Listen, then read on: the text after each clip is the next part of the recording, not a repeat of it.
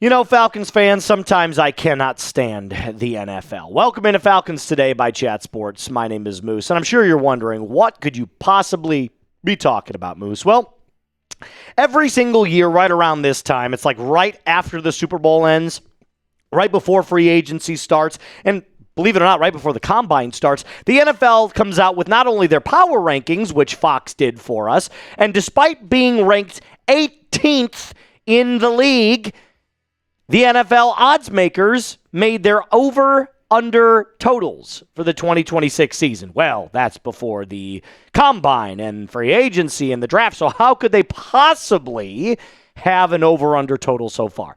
Relax, this is their very early part, their early predictions for what the teams will go. So the NFL odds makers releasing these early over-unders, you have to take with a little bit of a pinch of salt.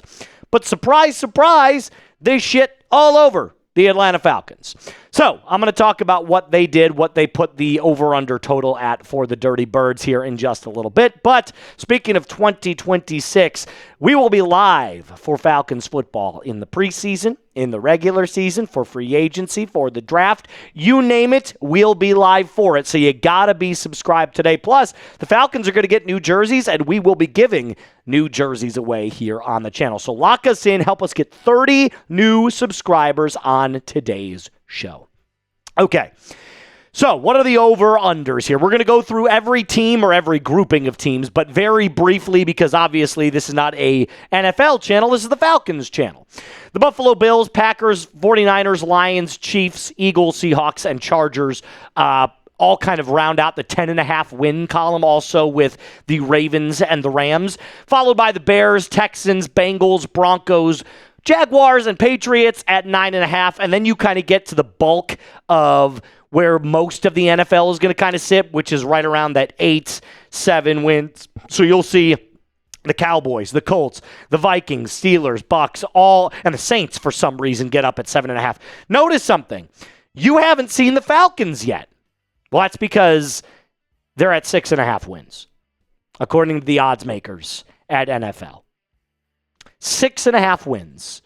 The same as the Browns, the Panthers, the Raiders, the Jets, and the Titans. So if you took a look at the NFC South over-under totals, at least for right now, they have Tampa winning the division, followed by the New Orleans Saints at 7.5, and then the Falcons and the Panthers come in at 6.5 respectively each. This, by the way, is the absolute worst out of all of the divisions, and that includes the division with both the Jets and the Dolphins, who are both hysterically bad. This has got to be a joke, right? Like, I'm not even that outraged in this episode, really. Like, this just has to be a complete farce, if you're asking me. Why? History would tell you that the Falcons are going to win more than 6 or 6.5 games. You cannot seriously lump us in with the other 6.5 win teams. There's no possible way that this is a real statistic. The Falcons you're going to lump in with the Raiders, the Jets, the Titans. Those 3 teams alone are quite literally the dumpster fire of the NFL. I mean, lumping us in with those teams, it almost is, it's so outrageous, you can't get mad at it. Which is why I'm not, because I'm like, I know this is bullshit. And like I told you, history tells you the Falcons are going to win more than 6 games. So here's some Falcons facts for you, in case you wanted to be updated and kind of given some insight about your favorite team. The Falcons have won at least 7 games in 10 of the last 11 seasons. So history would tell you that in the last 10 to 11 years, you're going to win at least 7. They haven't won more, by the way, than 8 games since 2017, which is laughably bad. And the team has averaged 7.5 wins, basically, over the last 5 seasons. So you might be thinking to yourself, well, Moose, this is just 1 extra win. Why are you making a big deal out of it? Because 6.5 wins is kind of like that baseline for a bad football team. And as much as the Falcons have lost to teams like the Jets or lost to teams like the Dolphins, They also perform incredibly well against the NFL's best, pushing us right towards NFL mediocrity, which is exactly where we've landed for basically the last 10 years. Are you with me so far? If you think this is a ridiculous over-under line for the Dirty Birds, just let me know in the comment section down below. I'm not even saying that you have to give the Falcons all kinds of respect and put them up at 9.5 wins or even 8.5 wins. But I think the perfect number, if you were an odds maker at this point, is right at 8. I know you have to give the hook, so I would say 8.5. That would be exactly where I put the Atlanta Falcons hook, is right at 8. All right, coming up next, we're going to move off of the NFL. We're going to focus a little bit more solely on the Dirty Birds and Matty Ice, more respectively, because he took to SiriusXM Radio and did an interview on Michael Penix Jr., and he had some, it's not a crazy big update, but it is an update nonetheless that we have to talk about because in case you missed yesterday's episode, we're going to break down a little bit of Michael Penix Jr. here in just a little bit. Now, before we do that, I have to tell you about today's sponsor, and that is our friends over at PrizePicks. Listen, my friends, you got to get in on PrizePicks. Shoot your shot with PrizePicks and get $50 instantly in lineups when you play your first $5. That's right. PrizePicks is now giving you $50 in lineups when you sign up and play your first $5. PrizePicks makes every dunk, every dime, and every board that much more exciting. So don't miss the chance to get started on America's #1 app for sports picks.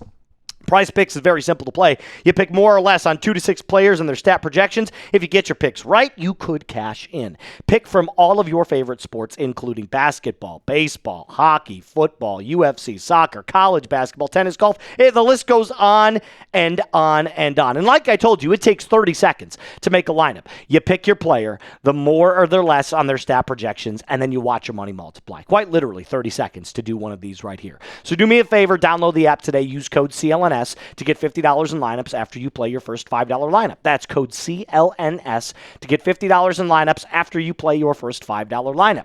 PrizePicks, it is good to be right.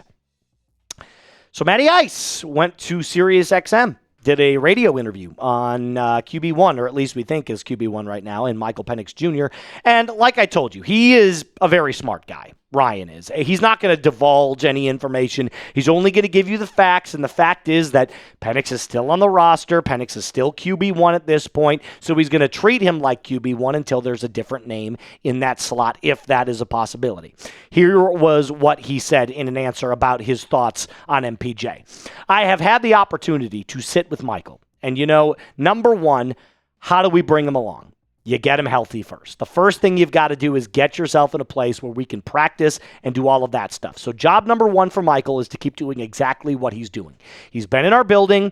He's been doing his rehab. He's in a good place right now. So how do you keep him improving? Firstly, it starts with surrounding him with really solid coaches, Ryan said. I'm excited about Alex Van Pelt coming in. He's a good football coach, and coming in, you talk about the wealth of experience that he has for a young player like Michael, and I think that's really good. You go to the fundamentals. To me, it's always going back to the fundamentals. Do we start with our feet? Do we go upwards from there? And that whole interview process, Alex is going to hammer the footwork and hammer getting the basics right. So it starts with the basics. Super long quote there from Matt Ryan, but he's 100% right.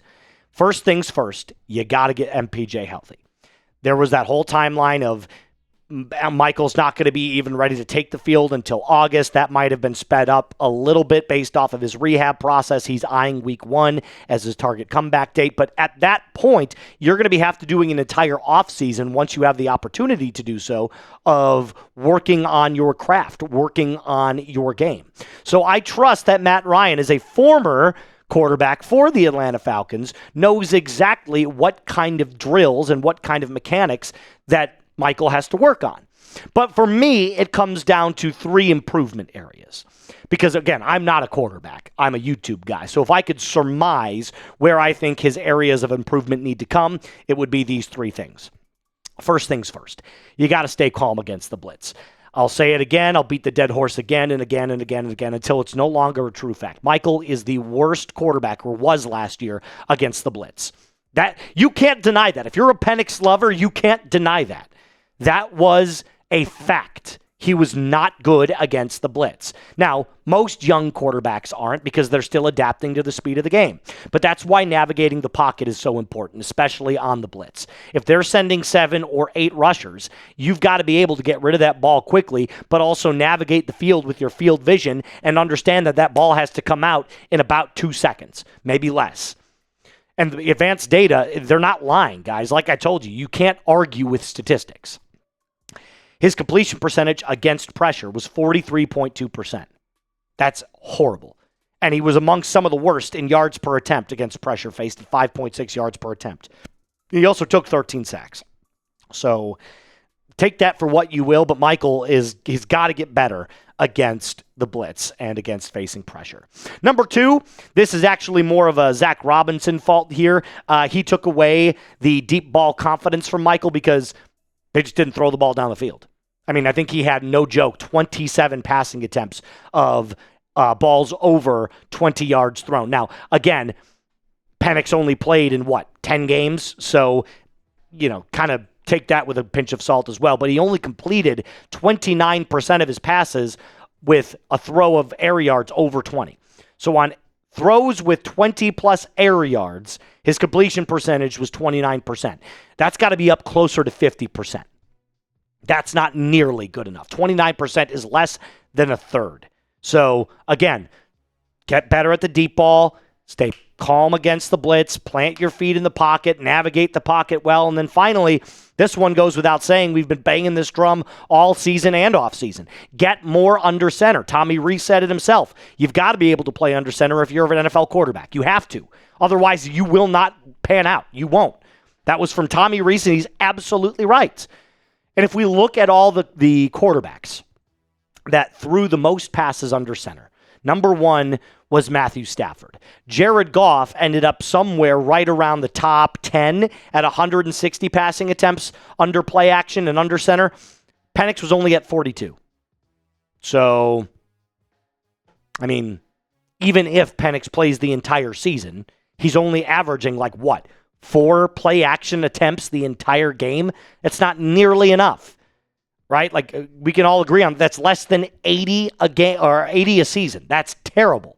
So you got to get over 100 here, in my opinion, and it's got to be closer to what Jared Goff was doing, who, by the way, Penix drew a lot of similarities to. His NFL comp was Jared Goff. So you probably want to be right around this area right here, and Kevin Stefanski is going to be tasked with turning him into someone more like Jared Goff. Speaking of which, like I told you, if the Falcons play the Lions, if they play the Rams, if they play the Buccaneers, the Saints, the Panthers, doesn't matter who they play. We're going to be live for Falcons football. We're going to be giving away new jerseys, so you got to lock us in and hit that subscribe button. 30 subs is our goal on today's show. That's all I got for you. Like I told you, I'll be back a little bit later on today with more news and rumors surrounding your Dirty Birds. As always, rise up and be cool.